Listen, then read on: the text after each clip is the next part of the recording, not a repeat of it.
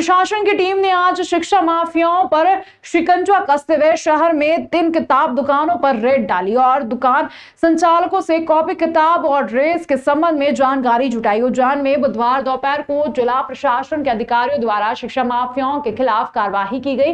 दरअसल शिकायत मिल रही थी कि कुछ दुकान वाले स्कूल संचालकों की मिलीभगत से अभिभावकों को किताब, कॉपी और ड्रेस मोटी कीमत पर बेच रहे हैं। मामले की सत्यता जानने के लिए एसडीएम एल.एन. गर्ग, जिला शिक्षा अधिकारी आनंद शर्मा और तहसीलदार सोनाली जैन फ्रीगंज स्थित किताब दुकानों पर पहुंचे, जहां दुकान संचालकों के साथ ही दुकान पर खरीदारी करने पहुंचे अभिभावकों से भी चर्चा की गई। चर्चा के दौरान कई खुलासे हुए। यहां अभिभावकों ने बताया कि उन्हें स्कूल संचालकों द्वारा तय दुकान से किताबें खरीदने के लिए बाध्य किया जाता है और जब वह दुकान पर किताब खरीदने पहुंचते हैं तो मोटी रकम वसूली जाती है। प्रशासन की टीम ने कई अभिभावकों के बयान दर्ज किए। इसके साथ ही करीब 1 दर्जन स्कूलों के नाम भी तय किए गए, जहां जांच के लिए अगली कार्यवाही की जाएगी।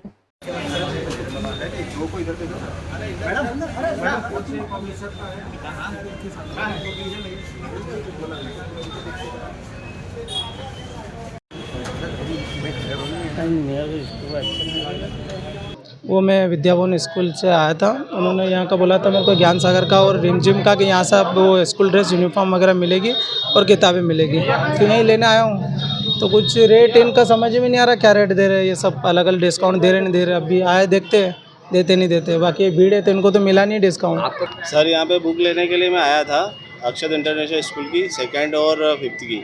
तो इसके अंदर में यहाँ पे जो मतलब कॉपी और वो जो लीग बुक्स, उसके अंदर में मतलब कुछ डिस्काउंट नहीं मिल रहा है। तो मैंने बोला कि डिस्काउंट क्यों नहीं दे रहे। मैंने बोला कि बुक्स के अंदर में हम दे रहे हैं डिस्काउंट, लेकिन बुक्स के अंदर में कोई डिस्काउंट, कॉपी में डिस्काउंट दे रहा है। और जबकि मैंने बोला कि बुक्स में क्यों नहीं डिस्काउंट, बोला इसमें डिस्काउंट नहीं मिलता। क्योंकि सर अधिकतर क्या है कि जब भी स्कूलों की बुक्स जो रहती है वो यहीं पर मिलती है, उसके अलावा कहीं पर जाओ अपन तो परेशान होना रहता है, उसके अलावा कहीं नहीं मिल पाती, तो यहीं पर आना पड़ता है।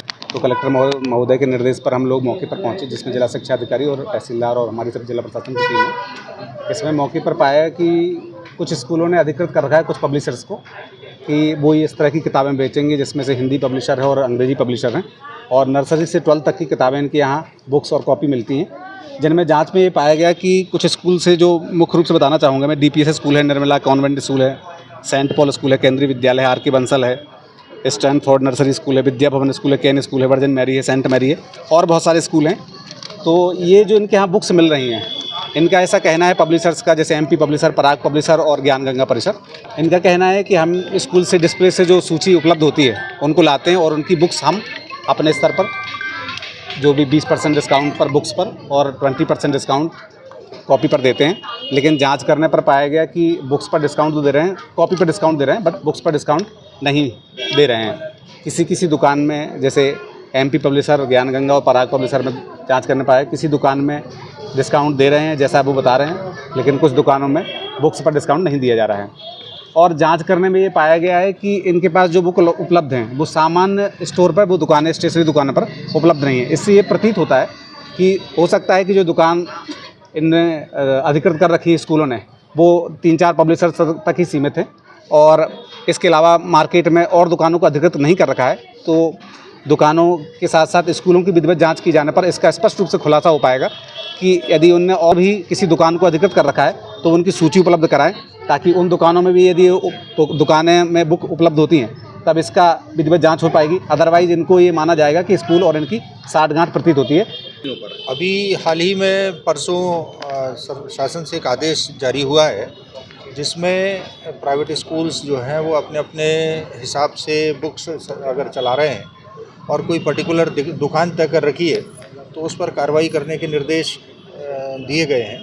उसके क्रम में कलेक्टर महोदय ने भी आदेश जारी किया है और आज उसको संज्ञान में लेते हुए कुछ दुकानों के ऊपर हम लोगों ने SDM साहब उज्जैन के साथ में कार्रवाई की है, जांच पड़ताल की है। अभी हमने दुकानों पर जा कर के देखा है कि इनके पास कौन से स्कूल की बुक्स उपलब्ध हैं और उसके बाद अब हम उस विद्यालय पर्टिकुलर को देखेंगे कि वो कौन कौन सी किताबें चला रहे हैं और उनकी किताबें किन किन दुकानों पर उपलब्ध हैं।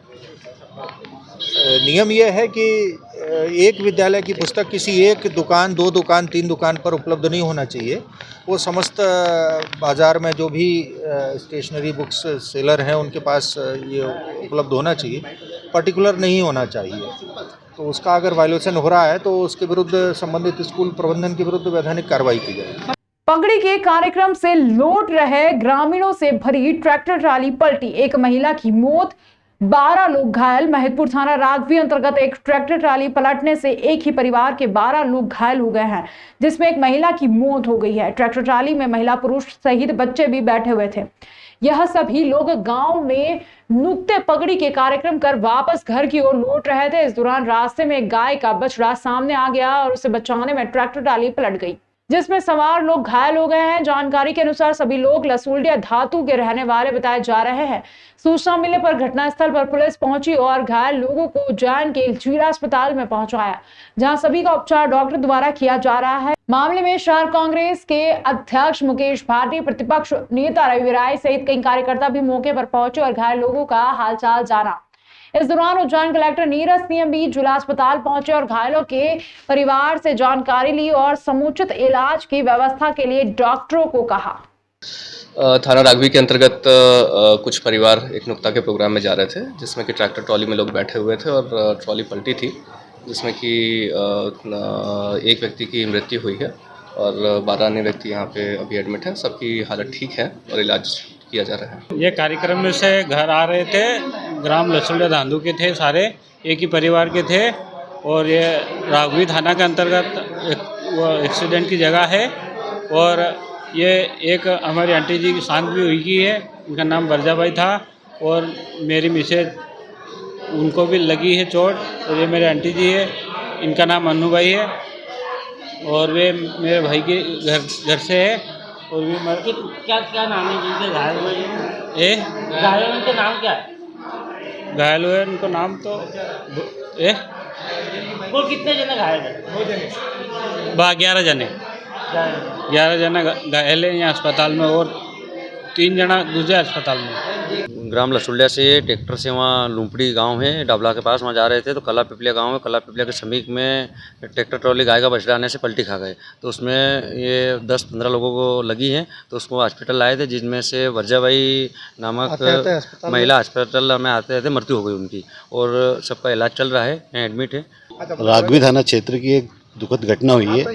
कुछ परिवार के लोग मूसर के कार्यक्रम में जा रहे थे, उसमें से एक हमारी बहन की मृत्यु हो गई है और 10-15 महिलाएं उसमें घायल हुई है।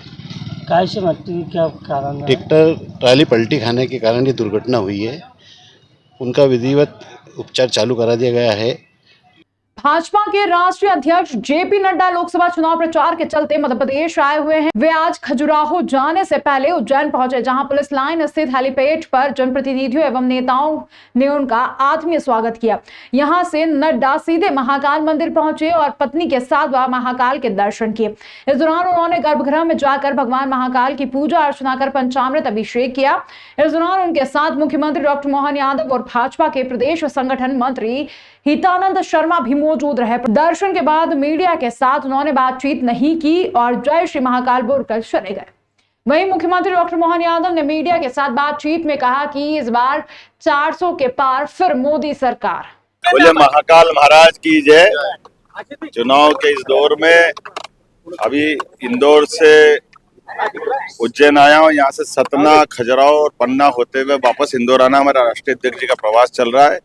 मैं उम्मीद कर रहा हूं कि इस बार माननीय मोदी जी के नेतृत्व में 400 पार का जो नारा है वो सार्थक होगा। मध्य प्रदेश की 29 लोकसभा हम जीतेंगे। जगत प्रसाद जी नड्डा जी जजमान है हमारे पूर्व से और उनके धर्मपत्नी जी, बच्चा हरीश, उनका बेटा साथ में थे। सीएम साहब से प्रदेश के सबने गर्भगृह में पंचामृत पूजन किया। वो भगवान से कामना की सभी का देश में, प्रदेश में सब खुशहाल रहे जनता और मंगल कामनाओं के लिए। नीलगंगा थाना स्थित ईसाई कब्रिस्तान में असामाजिक तत्वों का आतंक हो गया है। दारू का अड्डा बने कब्रिस्तान को लेकर समाजजनों ने पुलिस से कब्रिस्तान की सुरक्षा के लिए मांग की है। अज्ञात बदमाशों ने कब्रिस्तान की बाउंड्री में आग लगा दी, धार्मिक नगरी में अब कब्रिस्तान भी सुरक्षित नहीं है। उज्जैन नीलगंगा थाना क्षेत्र में बने ईसाई समाज के कब्रिस्तान में सामाजिक तत्वों का आतंक दिन प्रतिदिन बढ़ता जा रहा है। समाज के सेक्रेटरी शशि टाइटस ने बताया कि और सामाजिक तत्वों की रोकथाम के लिए उन्होंने कब्रिस्तान में चौकीदार को रखा था, लेकिन कुछ लोग धमकी दे रहे हैं। साथ ही जब चौकीदार ने उन्हें कब्रिस्तान में बैठकर शराब पीने से मना किया तो सामाजिक तत्वों में सुरक्षा के लिए कब्रिस्तान के आसपास लगाई गई कांटे की बागड़ में आग लगा दी। हालांकि ज्यादा कुछ नुकसान नहीं हुआ है। समाजजनों ने यह भी बताया कि कब्रिस्तान में बैठकर शराब पीने वाले लोग यहां पर लगे क्रॉस के निशान को उखाड़ कर ले जाते हैं और उनके अंदर का लोहा निकाल कर बेच देते हैं और फिर शराब लेकर यहीं पर कब्रिस्तान में आकर पीते हैं। उसको लेकर उन्होंने पुलिस से कब्रिस्तान की सुरक्षा के लिए मांग की है। वो आपको बता दें कि धार्मिक नगरी उज्जैन में अब कब्रिस्तान भी सुरक्षित नहीं दिखाई दे रहे हैं। यहाँ अब सामाजिक तत्वों का आतंक बढ़ता जा रहा है। आज पूरा ईसाई समाज ईसाई कब्रिस्तान नीलगंगा में आज उपस्थित है। कारण यह है कि विगत कई महीनों से यहाँ असामाजिक तत्वों का जमगाड़ा होता था, जो यहाँ पे कब्रिस्तान में शराब पीना, पत्ते खेलना व अन्य गतिविधि यहाँ चलाई जा रही थी। समाज द्वारा समाज का ही एक चौकीदार नियुक्त किया गया। उनकी जो सख्ती की गई आना जाना बंद करना और सारी मामले को लेकर, तो यहाँ विगत सप्ताह से असामाजिक तत्वों द्वारा इन चौकीदार को चमकाना, चौकीदार को धमकी देना और साथ ही कब्रिस्तान में साइड में जो बागड़े हैं इनके द्वारा 30 तारीख को भी रात में बागड़ जला दी गई और कल दिन में आके यहाँ पे बागड़ में आग लगा दी गई। आज हम टीआई थाना नीलगंगा को एक ज्ञापन देंगे और एसपी महोदय को भी हम ज्ञापन देंगे कि इस प्रकरण को गंभीरता से लेते हुए अब असामाजिक तत्वों द्वारा जो ये की जा रही है इन पे तुरंत कार्रवाई करें और हमारा जो चौकीदार जिनको धमकी दी जा रही है और ये लोग कूद के आ जाते हैं तो उनकी भी सुरक्षा प्रदान करें। महाकाल मंदिर हरसिद्धि मंदिर के आसपास व्यापार करने वाले हाट ठेला एवं फुटकर व्यापारी संघ द्वारा नगर निगम मुख्यालय के बाहर बैठकर धरना प्रदर्शन किया गया। साथ ही आयुक्त नगर निगम एवं बाजार विक्रय समिति अध्यक्ष के नाम अपर आयुक्त को अपनी समस्या भरा ज्ञापन भी सौंपा। हाट ठेला फुटकर व्यापारी संघ के अध्यक्ष संजय चौहान एवं मुबारक खान ने जानकारी देते हुए बताया कि नगर निगम द्वारा हरसिद्धि मंदिर और आसपास क्षेत्र में सड़क पर व्यापार व्यवसाय करने वालों की सामग्री जब्त कर ली गई है, जिसको लेकर हाट ठेला एवं फुटकर व्यापारी संघ द्वारा नगर निगम मुख्यालय का घेराव किया गया। साथ ही उन्होंने अपनी मांगों को लेकर अपर आयुक्त को एक ज्ञापन भी सौंपा है। फुटपाथ व्यापारियों ने प्रधानमंत्री स्वरोजगार योजना से लोन ले रखा है। 10,000 से लेकर 50,000 तक का लोन ले रखा है और उसी से व्यापारी सामान खरीद कर महाकाल मंदिर और हरसिद्धि मंदिर के बाहर रोड पर बैठकर अपना व्यापार व्यवसाय करते हैं। लेकिन नगर निगम द्वारा वहां पर आए दिन हमारा सामान जब्त कर लिया जाता है, जिससे हमें अपना व्यापार करने और घर चलाने में परेशानी होती है। जब भी कोई बड़ा त्योहार होता है तो हाट ठेला एवं फुटकर व्यापारी संघ द्वारा अपना काम बंद कर नगर एवं प्रशासन का सहयोग किया जाता है।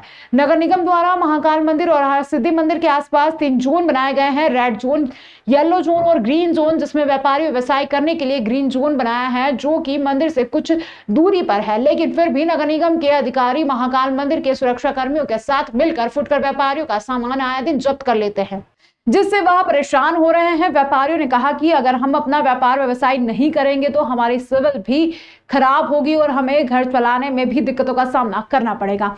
हमारे पास इसके अलावा और कोई भी काम या धंधा नहीं है। हम सभी लोग हरसिद्धि क्षेत्र, राम मंदिर, नरसिंह घाट, इस क्षेत्र में व्यापार करने वाले लोग हैं और सभी लोगों के मतलब अधिकतर लोगों के पथ विक्रेता के प्रमाण पत्र बने हुए। प्रधानमंत्री स्वनिधि योजना से 10,000, 20,000, 50,000 तक का सिविल क्रेडिट पे लोन है। हम जिस क्षेत्र में बैठे हुए वो क्षेत्र बाजार समिति जो बनी हुई है, टाउन वेंडिंग कमेटी 2017 की रूल स्कीम के अनुसार, वह क्षेत्र जो है कि ग्रीन जोन में आता है। नगर निगम ने इसको ग्रीन जोन, येलो जोन और रेड जोन में विभाजित किया है। हम ग्रीन जोन में आते हैं, उसके बावजूद भी नगर निगम की गैंग बिना सूचना के चाहे जब आके हमारा सामान जब्त कर लेती है, ठेले हटा देती है, बदसलूकी से महिलाओं से बात करती है, आए दिन हमें परेशान किया जाता है।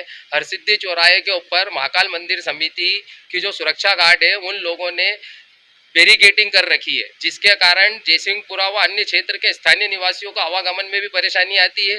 पहले ये बैरिकेडिंग अंदर रुद्र भैरव मंदिर के यहाँ थी। अब उस बैरिकेडिंग को हरसिद्धि चौराहे पे ले आए हैं, जिसके कारण यातायात की व्यवस्था खराब होती है। ठेले वाले तो साइड में बैठे हैं, मगर बीच रोड में उन्होंने बैरिकेडिंग कर रखी है।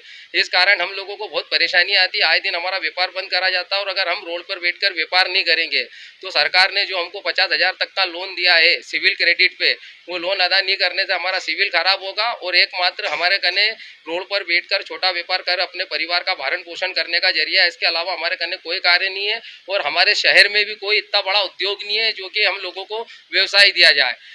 महाकाल नगरी उज्जैन में रियल एस्टेट कारोबार में फिर बूम आ गया है।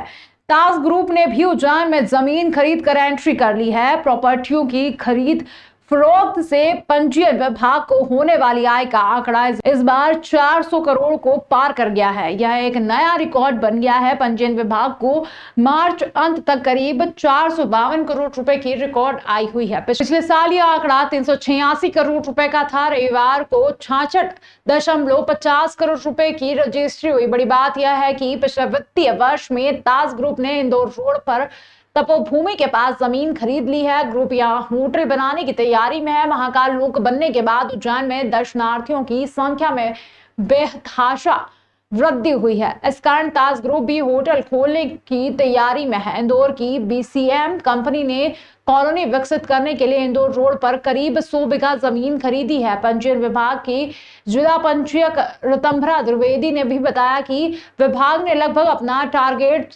450 करोड़ के सामने लगभग 95% पूरा कर लिया है। साथ ही उज्जैन राजस्व वसूली में मध्य प्रदेश में 5 नंबर पर रहा है।